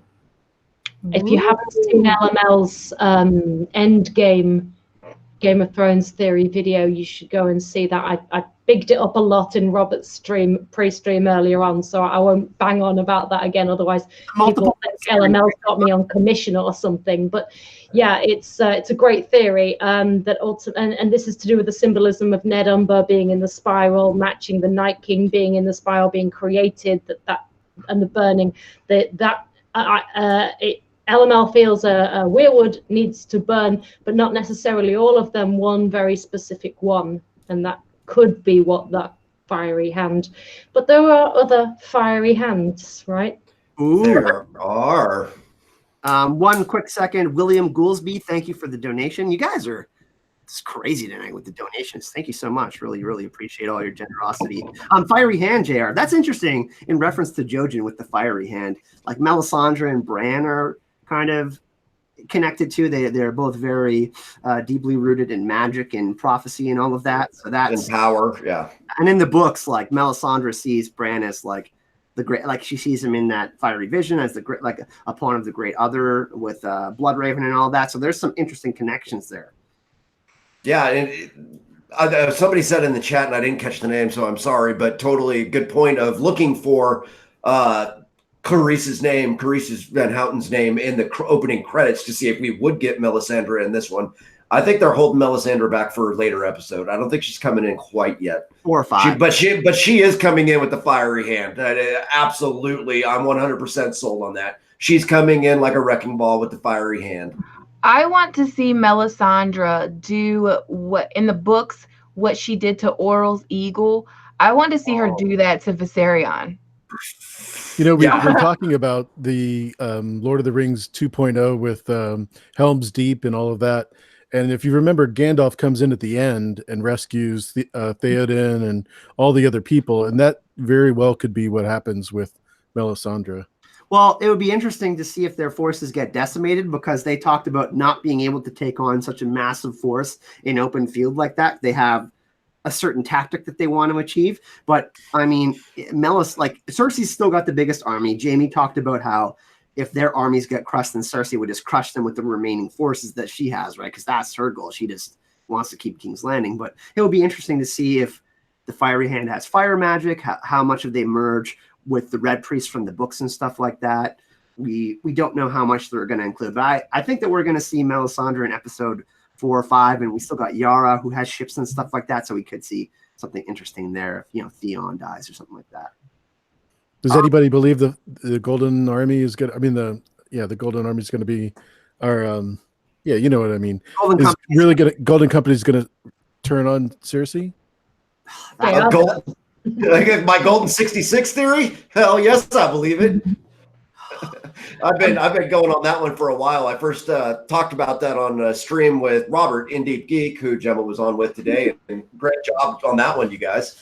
I totally think it's going to happen, that flip is going to happen. I personally think it's going to be in the neck. Kyle and I talked about a bit of it earlier on Geek End News. They've set up the neck kind of as a Thermopylae for people who know historical battles, the Spartan 300 at the Battle of Thermopylae, although that's not entirely historically accurate.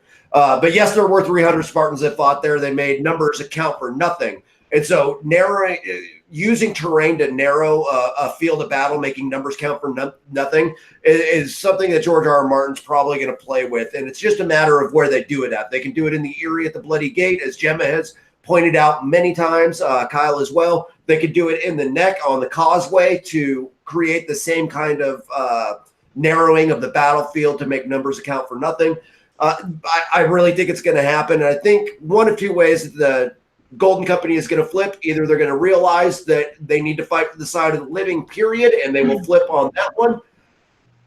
And then the other one is that they probably have somewhere in the origins of the Golden Company to begin with that they cannot fight against a Targaryen because they were founded by Blackfyres and Targaryens in antiquity, that they would never participate in another civil war to decimate themselves. So one of the two ways they're going to flip on Cersei. So it's one or the other. Yes, I will put a link for that in eventually, but that video should be out this week. I know I've promised it forever, but it will be done this week. Brendan Beefish, actually on Twitter today, he said something that I thought was very interesting when he was talking about the dynamics of the battle. And he was saying that the North is going to be winning and Cersei's going to sneak up behind them with her forces, like right when they're winning, and it's going to turn the tides against them. And I mean that's what, like, the basically Golden Company is going to show up during the Battle of Winterfell. Yeah. Oh my God. And I just thought that was so interesting.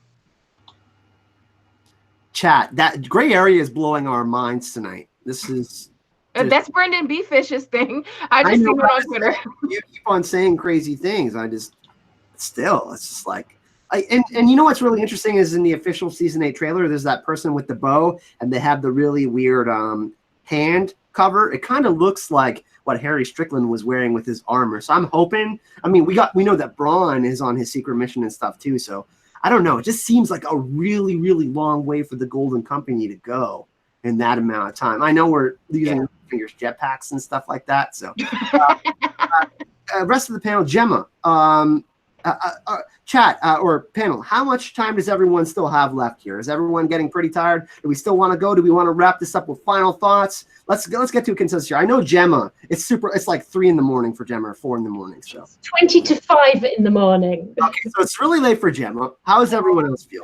I am flagging, but by all means, carry on without me. You have enough people on the panel to talk about this, please. So Jemma is going to take off at the moment so she can get some rest, so she can be properly rested to do her awesome videos. Jemma, all the links to her stuff is in the description of this video. We're going to stay for a little bit longer. Jemma, final thoughts. Like I said, I think in retrospect, we're going to enjoy it even more. Loved the Brienne Knight of the Seven Kingdoms callback. That was amazing. Sansa and Theon was a standout, even though Theon didn't really say much other than that.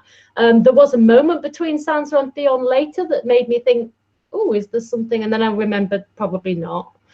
No way. But yeah, thank you for having me on. You guys are fantastic. You were great in Robert's stream earlier on. You've been great in this one. Catch us on Wednesday on my channel at, I think it's 6 EST, to talk about... I can't confirm that. You've already set it up. Awesome. Yes, to talk about the trailer and our predictions for the Battle of Winterfell. So that's Gem, everyone. Of course, Secrets of the Citadel. You can find the links to all of her stuff in the description of this video. We're going to go for another 10 minutes.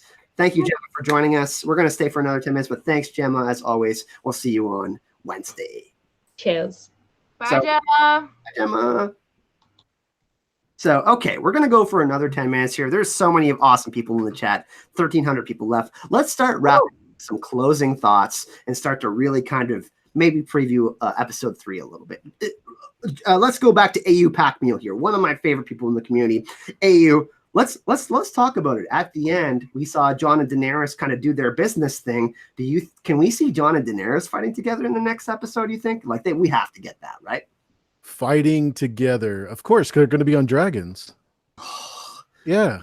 It's going to be insane. Yeah, that's going to be the way it goes down. I mean, there's no doubt about it. Those two together on a dragon with both of them being Targaryens now, I mean, we know what kind of control that's going to bring, and I think it's going to make it much more effective for both of them to, to have a focus, Yeah. And I think without a doubt, we saw it at the lake where those dragons were wreaking havoc. The God's Eye of all kind of, yeah. Yeah. Okay, so dragon battles are happening. Gray, what do you think, like, what are some of the things that you think we can see next episode that might be a little bit unexpected? I'm surprised. I don't think Jon's gonna be ride Rhaegal into battle, because that's like Daenerys' thing. Daenerys is the dragon rider, and Jon is like the best swordsman right now in the story, according to Ramsay. So I kind of think that Jon is gonna actually fight head up like he always has, because that's who he is. Whether he's a Targaryen or not, he is a Northerner. He's a Northerner and a Targaryen, and I cannot see him fighting on a dragon. I was thinking that he might, but then when they made no mention of it this episode, I was actually thinking, like last episode, like Tyrion, Varys, and Davos seeing Jon on Rhaegal, and no one is talking about it. No one is like, Jon, you rode a dragon. Yes, you rode a dragon. Good, another dragon rider for the battle.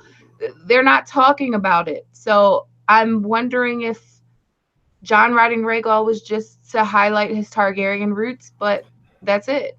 No, he rides him into battle.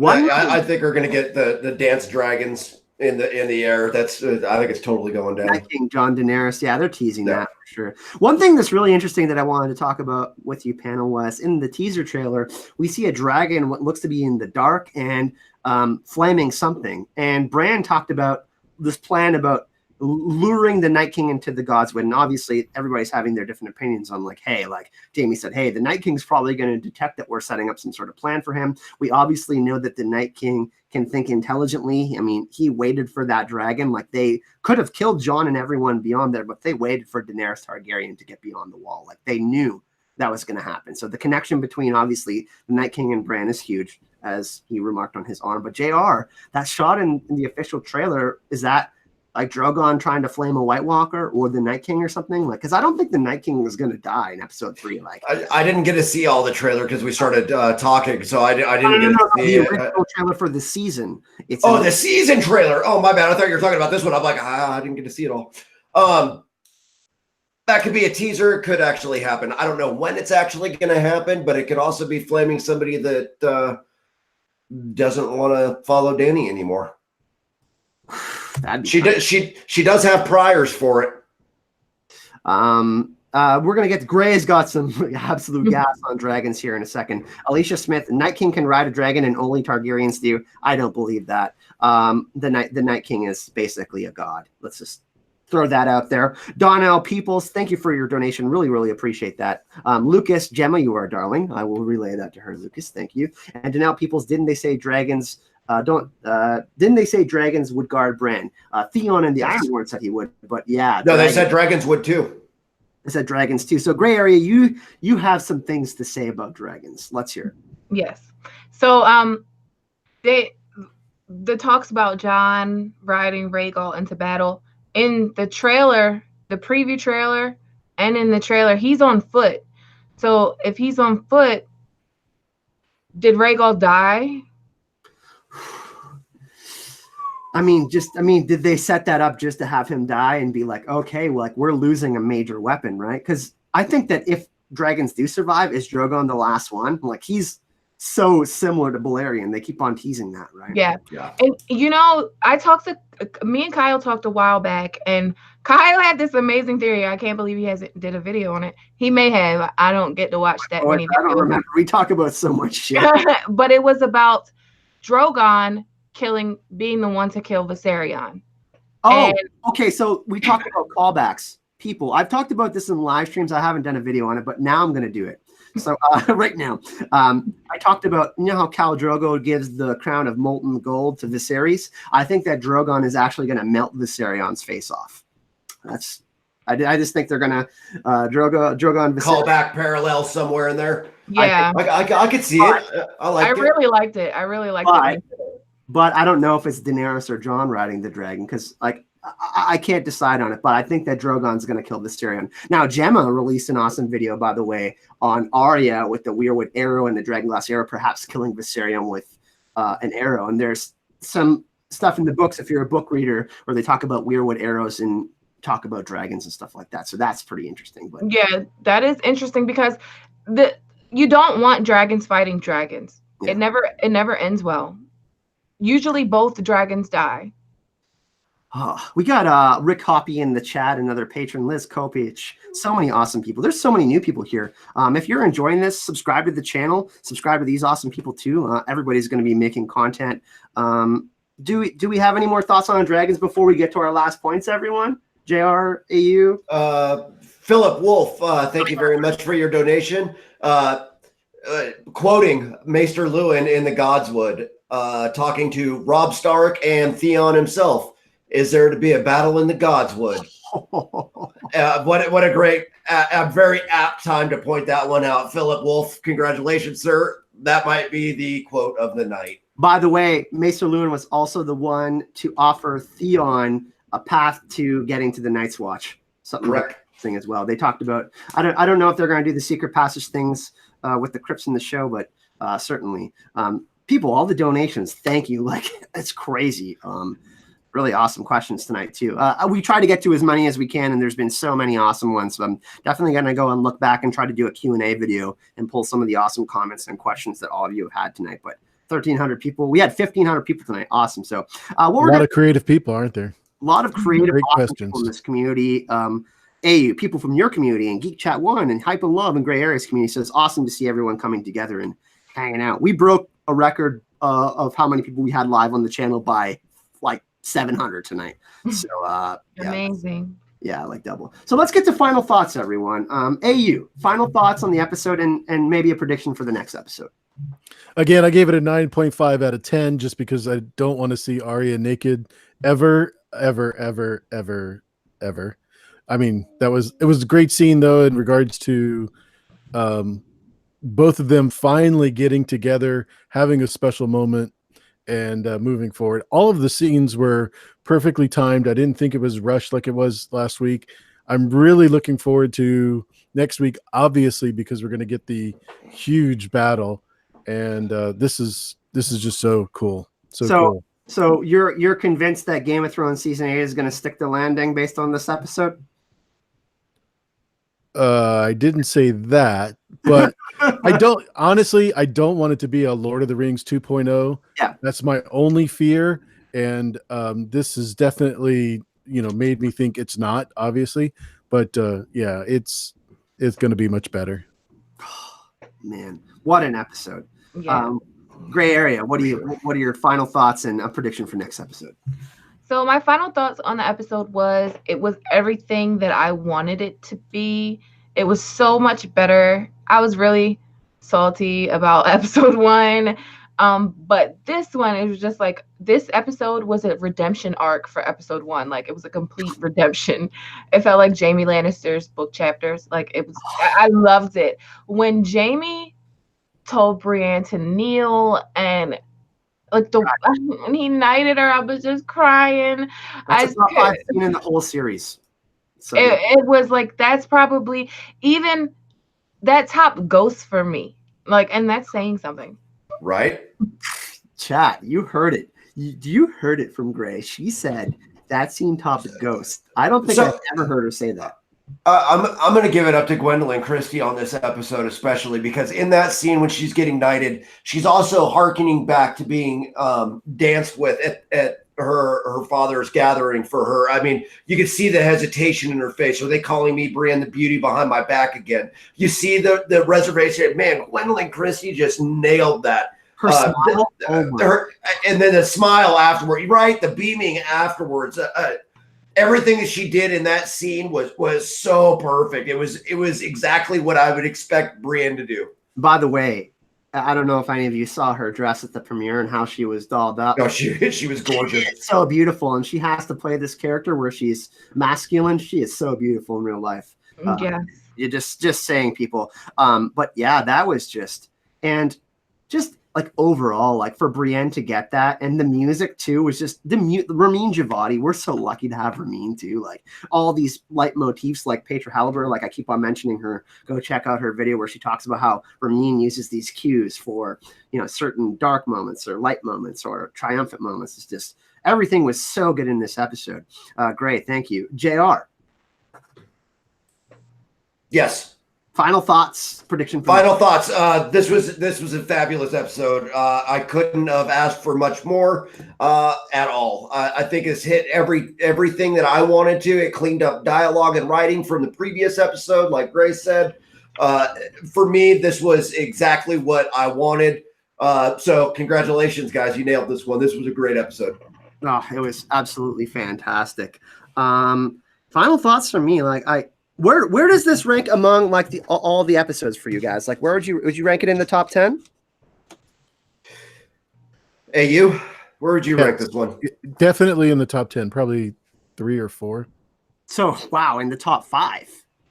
And chat, I would like to hear, we got another donation here real quick. I would like to hear where it ranks for you, because this ranks as a top 5 episode for me, I think, and it didn't even have any battles. So that's pretty crazy. Lucas says 4 main characters die: Sansa, Brienne, Grey Worm, and Jorah. I don't know. I think Sansa is one. I think if I had to bet my money on one person surviving the series, it would be her. So what we're gonna do is we're gonna do our sign out here. JR, where can we find you next, my man? And yeah, talk a little bit about your channel.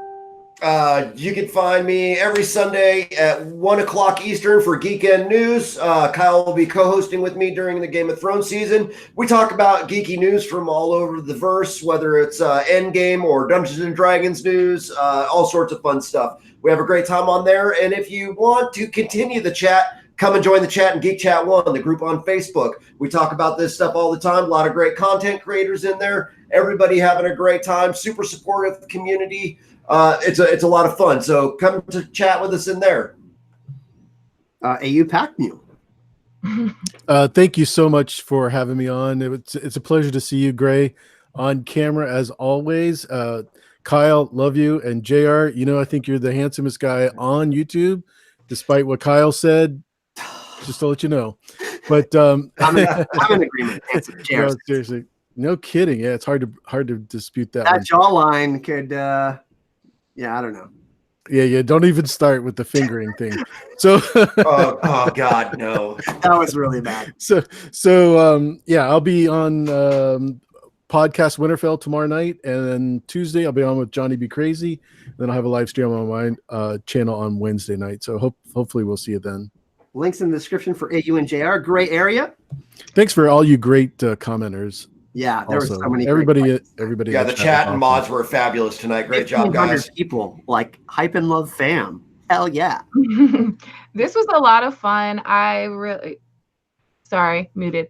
This was a lot of fun. I really enjoyed it. I really enjoyed hanging out with you guys and the chat and being able to talk about my favorite thing ever, which is Game of Thrones. I'm super excited for the season. I feel like it's gonna be crazy, insane, like just crazy, and like to be able to share it with so many people who love it just as much as I do. I feel like it's just so rewarding in itself. But also, just so you guys know what I have coming up, Breakdown will be up tomorrow morning. I still have to go back and watch the episode a couple more times. I usually watch it like 3 times just to make sure I don't miss anything. And then Tuesday we'll have the preview. And then I have some interesting, I'm going to be going to war for Daenerys because I feel like she's just going to get dragged this week by everybody. So I'm going to have to go to war for her. She is. Next week. She is. She's going to kill White Walkers with Drogon. It's going to be amazing. Now, what we usually do for the sign out here, everyone, gotta do a little dance, and we gotta dance to end the stream. So thank you for joining us, everyone. Oh, there's a little glitch. Thank you for joining us, everyone. You can find all the social media and all the links for all these people in the description of the video. Thanks for watching, and we'll see you all in the next one. Hype and love!